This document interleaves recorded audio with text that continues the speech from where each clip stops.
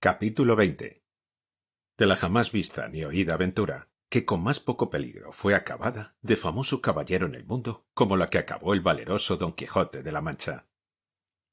No es posible, señor mío, sino que estas hierbas dan testimonio de que por aquí cerca debe de estar alguna fuente o arroyo que estas hierbas humedece, y así será bien que vamos un poco más adelante, que ya toparemos donde podamos mitigar esta terrible sed que nos fatiga, que sin duda causa mayor pena que la hambre. Parecióle bien el consejo a Don Quijote, y tomando de la rienda a Rocinante y Sancho del cabestro a su asno, después de haber puesto sobre él los relieves que de la cena quedaron, comenzaron a caminar por el prado arriba a tiento, porque la oscuridad de la noche no les dejaba ver cosa alguna. Mas no hubieron andado 200 pasos, cuando llegó a sus oídos un grande ruido de agua, como que de algunos grandes y levantados riscos se despeñaba. Alegróles el ruido en gran manera, y parándose a escuchar hacia qué parte sonaba, oyeron a deshora otro estruendo que les aguó el contento del agua, especialmente a Sancho, que naturalmente era medroso y de poco ánimo.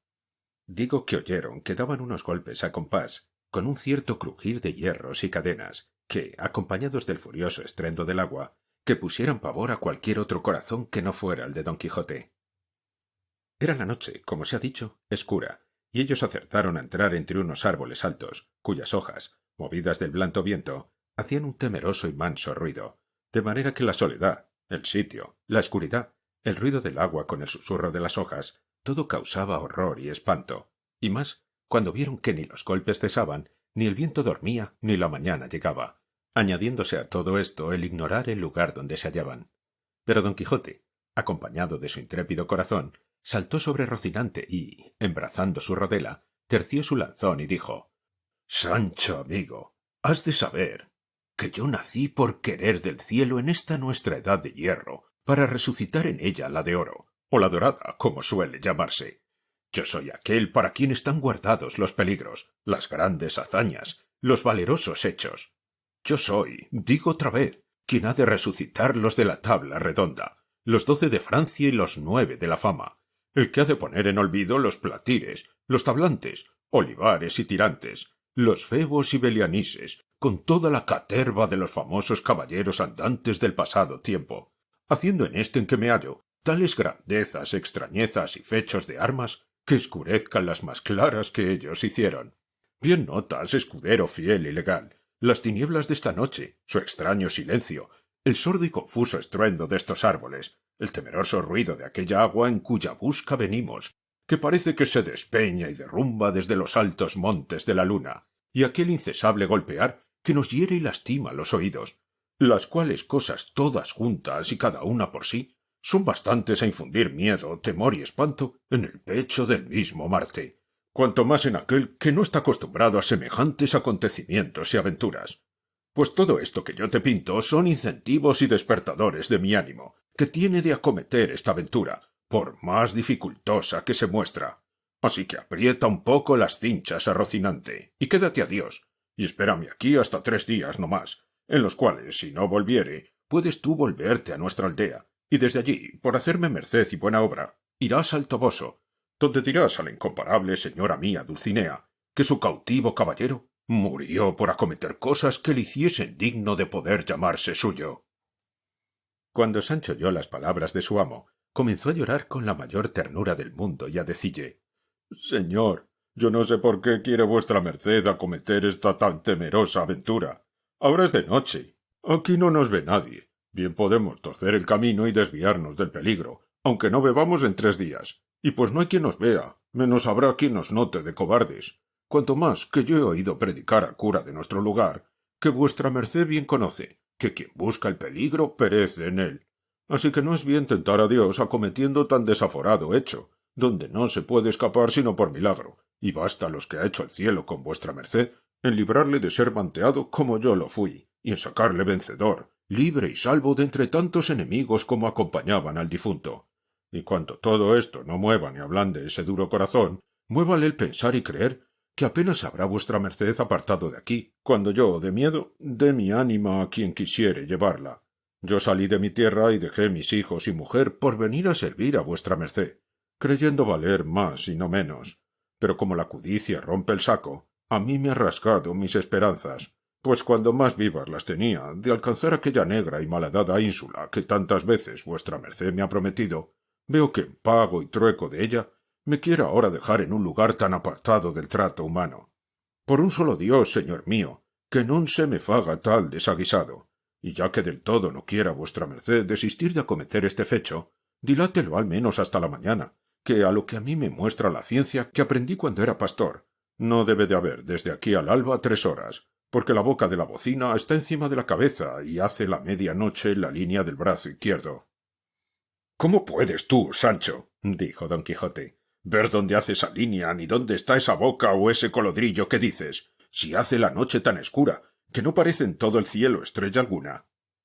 —Así es —dijo Sancho—, pero tiene miedo muchos ojos y ve las cosas debajo de tierra, cuanto más encima en el cielo, puesto que por buen discurso bien se puede entender que hay poco de aquí al día.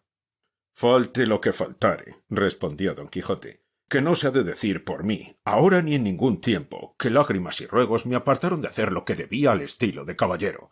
Y así te ruego, Sancho, que calles, que Dios, que me ha puesto en corazón de acometer ahora esta tan no vista y tan temerosa aventura, tendrá cuidado de mirar por mi salud y de consolar tu tristeza. Lo que has de hacer es apretar bien las cinchas a Rocinante y quedarte aquí, que yo daré la vuelta presto, o vivo o muerto. Viendo pues Sancho la última resolución de su amo, y cuán poco valían con él sus lágrimas, consejos y ruegos, determinó de aprovecharse de su industria y hacerle esperar hasta el día, si pudiese. Y así, cuando apretaba las cinchas al caballo, bonitamente y sin ser sentido, ató con el cabestro de su asno ambos pies a Rocinante, de manera que cuando don Quijote se quiso partir no pudo, porque el caballo no se podía mover sino a saltos. Viendo Sancho Panza el buen suceso de su embuste, dijo: «Ea, señor, que el cielo, conmovido de mis lágrimas y plegarias, ha ordenado que no se pueda mover Rocinante, y si vos queréis porfiar y espolear y dalle, será enojar a la fortuna y dar coces, como dicen, contra el aguijón». Desesperábase con esto don Quijote, y, por más que ponía las piernas al caballo, menos le podía mover, y sin caer en la cuenta de la ligadura, tuvo por bien de sosegarse y esperar o a que amaneciese o a que Rocinante se menease, creyendo sin duda que aquello venía de otra parte que de la industria de Sancho, y, así, le dijo: «Pues así es, Sancho, que Rocinante no puede moverse. Yo soy contento de esperar a que ría el alba, aunque yo llore lo que ella tardare en venir». «No hay que llorar», respondió Sancho, «que yo entretendré a vuestra merced contando cuentos desde aquí al día, si ya no es que se quiere apear y echarse a dormir un poco sobre la verde hierba, a uso de caballeros andantes, para hallarse más descansado cuando llegue el día, y punto de acometer esta tan desemejable aventura que le espera». «¿A qué llamas apear o a qué dormir?», dijo don Quijote. «¿Soy yo, por ventura, de aquellos caballeros que toman reposo en los peligros? Duerme tú, que naciste para dormir, o haz lo que quisieres, que yo haré lo que viere que más viene con mi pretensión». «No se enoje vuestra merced, señor mío», respondió Sancho, «que no lo dije por tanto». Y, llegándose a él, puso la una mano en el arzón delantero y la otra en el otro, de modo que quedó abrazado con el muslo izquierdo de su amo, sin osarse apartar de él un dedo. Tal era el miedo que tenía los golpes que todavía alternativamente sonaban. Díjole don Quijote que contase algún cuento para entretenerle, como se lo había prometido, a lo que Sancho dijo que sí hiciera, si le dejara el temor de lo que oía. «Pero con todo eso yo me esforzaré a decir una historia que, si la acierto a contar y no me van a la mano, es la mejor de las historias, y estéme vuestra merced atento, que ya comienzo. Érase que se era, el bien que viniere para todos sea, y el mal para quien lo fuere a buscar. Y advierta vuestra merced, señor mío, que el principio que los antiguos dieron a sus consejas no fue así como quiera, que fue una sentencia de Catón Zonzorino romano, que dice: y el mal para quien le fuera a buscar, que viene aquí como anillo al dedo, para que vuestra merced se esté quedo y no vaya a buscar el mal a ninguna parte, sino que nos volvamos por otro camino, pues nadie nos fuerza a que sigamos este donde tantos miedos nos sobresaltan». «Sigue tu cuento, Sancho», dijo don Quijote, «y del camino que hemos de seguir déjame a mí el cuidado». «Digo, pues», prosiguió Sancho, «que en un lugar de Extremadura había un pastor cabrerizo, quiero decir que guardaba cabras, el cual pastor o cabrerizo, como digo en mi cuento, se llamaba Lope Ruiz, y ese Lope Ruiz andaba enamorado de una pastora que se llamaba Torralba, la cual pastora llamada Torralba era hija de un ganadero rico, y este ganadero rico... —Si de esa manera cuentas tu cuento, Sancho —dijo don Quijote—, repitiendo 2 veces lo que vas diciendo, no acabarás en 2 días. Dilo seguidamente y cuéntalo como hombre de entendimiento, y si no, no digas nada. —De la misma manera que yo lo cuento —respondió Sancho—, se cuentan en mi tierra todas las consejas, y yo no sé contarlo de otra, ni es bien que vuestra merced me pida que haga usos nuevos. —Di como quisieres —respondió don Quijote—, que pues la suerte quiere que no pueda dejar de escucharte, prosigue. —Así que, señor mío de mi ánima —prosiguió Sancho—, que como ya tengo dicho, este pastor andaba enamorado de Torralba, la pastora, que era una moza rolliza, azahareña, y tiraba algo a hambruna, porque tenía unos pocos de bigotes que parece que ahora la veo. —Luego, ¿conocístela tú? —dijo don Quijote. —No la conocí yo —respondió Sancho—, pero quien me contó este cuento me dijo que era tan cierto y verdadero que podía bien, cuando lo contase a otro, afirmar y jurar que lo había visto todo. Así que, yendo días y viniendo días, el diablo, que no duerme y que todo lo añasca, hizo de manera que el amor que el pastor tenía a la pastora se volviese en homecillo y mala voluntad. Y la causa fue, según van las lenguas, una cierta cantidad de celillos que ella le dio, tales que pasaban de la raya y llegaban al vedado. Y fue tanto lo que el pastor lo aborreció de allí adelante que por no verla se quiso ausentar de aquella tierra e irse donde sus ojos no la viesen jamás. La Torralba, que se vio desdeñada del Lope, luego le quiso bien, más que nunca le había querido. —Esa es natural condición de mujeres —dijo don Quijote—, desdeñar a quien las quiere y amar a quien las aborrece. Pasa adelante, Sancho. —Sucedió —dijo Sancho— que el pastor puso por obra su determinación y, antecogiendo sus cabras, se encaminó por los campos de Extremadura, para pasarse a los reinos de Portugal. La Torralba, que lo supo, se fue tras él, y seguíale a pie y descalza desde lejos, con un bordón en la mano y con unas alforjas al cuello, donde llevaba, según es fama, un pedazo de espejo y otro de un peine y no sé qué botecillo de mudas para la cara. Mas llevase lo que llevase, que yo no me quiero meter ahora en averiguallo, solo diré que dicen que el pastor llegó con su ganado a pasar el río Guadiana, y en aquella sazón iba crecido y casi fuera de madre, y por la parte que llegó no había barca ni barco, ni quien la pasase a él ni a su ganado de la otra parte, de lo que se congojó mucho, porque veía que la Torralba venía ya muy cerca, y le había de dar mucha pesadumbre con sus ruegos y lágrimas. Mas tanto anduvo mirando que vio un pescador que tenía junto a sí un barco, tan pequeño que solamente podía caber en él una persona y una cabra, y con todo esto le habló y concertó con él que le pasase a él y a 300 cabras que llevaba. Entró el pescador en el barco y pasó una cabra, volvió y pasó otra, tornó a volver y tornó a pasar otra. Tenga vuestra merced cuenta en las cabras que el pescador va pasando, porque si se pierde una de la memoria, se acabará el cuento, y no será posible contar más palabra de él. Sigo, pues, y digo que el desembarcadero de la otra parte estaba lleno de cieno y resbaloso, y tardaba el pescador mucho tiempo en ir y volver. Con todo esto, volvió por otra cabra y otra y otra. —Haz cuenta que las pasó todas —dijo don Quijote—. No andes yendo y viniendo de esa manera, que no acabarás de pasarlas en un año. —¿Cuántas han pasado hasta ahora? —dijo Sancho. —Yo qué diablos sé —respondió don Quijote—. He aquí lo que yo dije, que tuviese buena cuenta, pues por Dios que se ha acabado el cuento, que no hay pasar adelante. —¿Cómo puede ser eso? —respondió don Quijote—. Tan decencia de la historia es saber las cabras que han pasado por extenso, que si se yerra una del número, ¿no puede seguir adelante con la historia? —No, señor, de ninguna manera —respondió Sancho—, porque así como yo pregunté a vuestra merced que me dijese cuántas cabras habían pasado, y me respondió que no sabía, en aquel mismo instante se me fue a mí de la memoria cuánto me quedaba por decir, y a fe que era de mucha virtud y contento. —De modo —dijo don Quijote— que ya la historia es acabada. —Tan acabada es como mi madre —dijo Sancho. —Dígote de verdad —respondió don Quijote— que tú has contado una de las más nuevas consejas, cuento o historia que nadie puede pensar en el mundo, y que tal modo de contarla ni dejarla jamás se podrá ver ni habrá visto en toda la vida, aunque no esperaba yo otra cosa de tu buen discurso. Mas no me maravillo, pues quizá estos golpes que no cesan te deben de tener turbado el entendimiento. —Todo puede ser —respondió Sancho—, mas yo sé que lo de mi cuento no hay nada más que decir, que allí se acaba, do comienza el hierro de la cuenta del pasaje de las cabras. Acabe enhorabuena donde quisiere, dijo don Quijote, y veamos si se puede mover Rocinante. Tornóle a poner las piernas, y él tornó a dar saltos y a estarse quedo. Todo estaba de bien atado. En esto, parece ser, o que el frío de la mañana que ya venía, o que Sancho hubiese cenado algunas cosas lenitivas, o que fuese cosa natural, que es lo que más se debe creer, que a él le vino en voluntad y deseo de hacer lo que otro no pudiera hacer por él. Mas era tanto el miedo que había entrado en su corazón, que no osaba apartarse un negro de uña de su amo.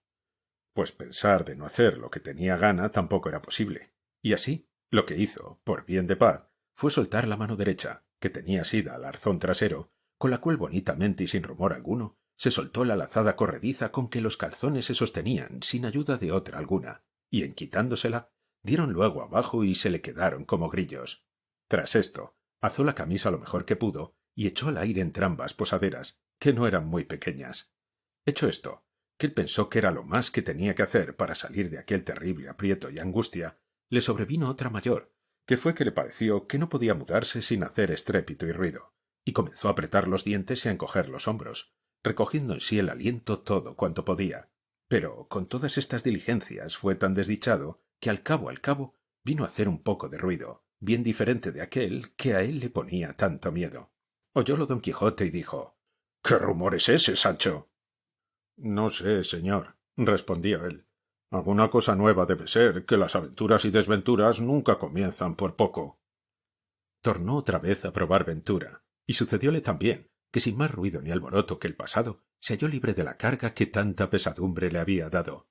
Mas como don Quijote tenía el sentido del olfato tan vivo como el de los oídos, y Sancho estaba tan junto y cosido con él, que casi por línea recta subían los vapores hacia arriba, no se pudo excusar de que algunos no llegasen a sus narices, y apenas hubieron llegado, cuando él fue al socorro, apretándolas entre los dos dedos, y con tono algo gangoso dijo: —Paréceme, Sancho, que tienes mucho miedo. —Sí tengo —respondió Sancho—, mas ¿en qué lo echa de ver vuestra merced ahora más que nunca? —En que ahora más que nunca hueles, y no a ámbar —respondió don Quijote. —Bien podrá ser —dijo Sancho—, mas yo no tengo la culpa, sino vuestra merced, que me trae a deshoras y por estos no acostumbrados pasos. —Retírate 3 o 4 allá, amigo —dijo don Quijote—, todo esto sin quitarse los dedos de las narices—, y desde aquí adelante ten más en cuenta con tu persona y con lo que debes a la mía, que la mucha conversación que tengo contigo ha engendrado este menosprecio. —Apostaré —replicó Sancho—, que piensa vuestra merced que yo echo de mi persona alguna cosa que no deba. —Peor es meneallo, amigo Sancho —respondió don Quijote. En estos coloquios y otros semejantes pasaron la noche amo y mozo. Mas viendo Sancho que a más andar se venía la mañana, con mucho tiento desligó a Rocinante y se ató los calzones. Como Rocinante se vio libre, aunque él de suyo no era nada brioso, parece que se resintió y comenzó a dar manotadas, porque corbetas, con perdón suyo, no lo sabía hacer. Viendo, pues, don Quijote que ya Rocinante se movía, lo tuvo a buena señal y creyó que lo era de que acometiese aquella temerosa aventura. Acabó en esto de descubrirse el alba y de parecer distintamente las cosas, y vio don Quijote que estaba entre unos árboles altos, que ellos eran castaños, que hacen la sombra muy oscura.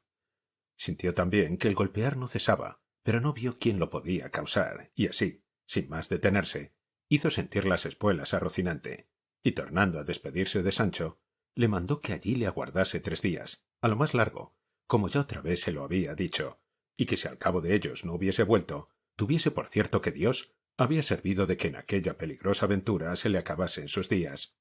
Tornóle a referir el recado y embajada que había de llevar de su parte a su señora Dulcinea, y que en lo que tocaba la paga de sus servicios no tuviese pena, porque él había dejado hecho su testamento antes de que saliera de su lugar, donde se hallaría gratificado de todo lo tocante a su salario, rata por cantidad del tiempo que hubiese servido, pero que si Dios le sacaba de aquel peligro sano y salvo y sin cautela, se podía tener por muy más que cierta la prometida ínsula.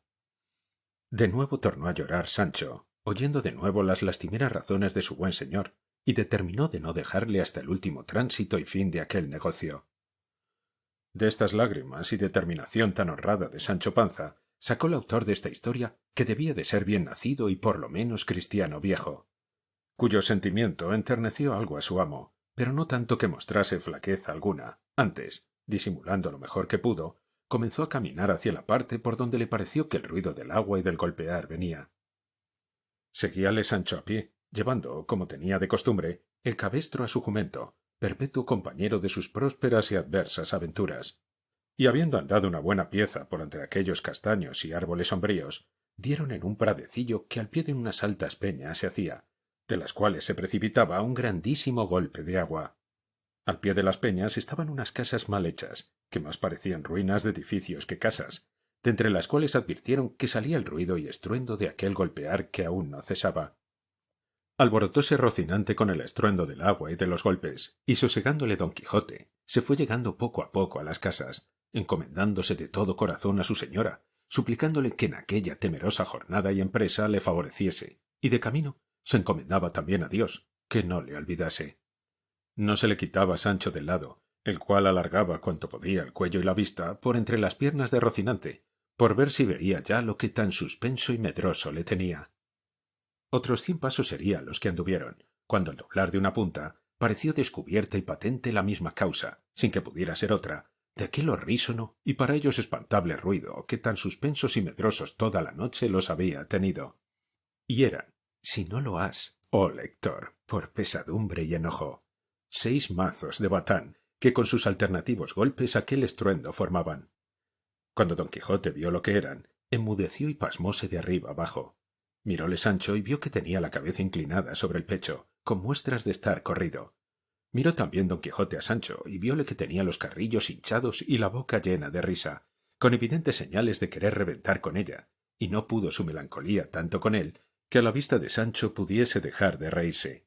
Y como vio Sancho que su amo había comenzado, soltó la presa de manera que tuvo necesidad de apretarse las ijadas con los puños, por no reventar riendo.